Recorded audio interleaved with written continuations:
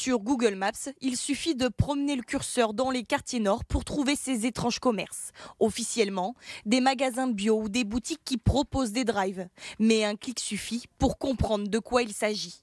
Des points de deal référencés par Google et même notés par les internautes. Franchement, service au top. Des points de deal qui ne se cachent plus comme des commerces qui auraient pignon sur rue. C'est un moyen comme un autre d'entretenir une relation commerciale. Aujourd'hui, quand vous allez dans un magasin, vous allez recevoir une newsletter, les promos. Finalement, les dealers ont repris ces codes-là et les outils numériques sont juste techniquement les outils parfaits pour ça. C'est-à-dire qu'on est à distance, mais on peut à tout moment communiquer. Communiquer, il faut le préciser de façon chiffrée. On va dire que ces technologies, elles sont un peu idéales en termes de communication commerciale, mais aussi en termes de sécurité.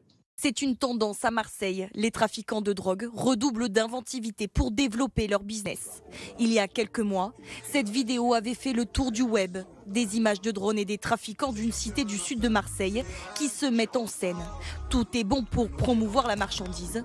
Mais la surenchère marketing n'a plus de limite. Dans cette vidéo, cette jeune prostituée cagoulée propose des prestations sexuelles pour tout client qui achète une certaine quantité de drogue. 60 € d'achat, une fellation offerte faite par moi-même. C'est la course effectivement à l'attractivité, c'est une sorte d'appât j'imagine.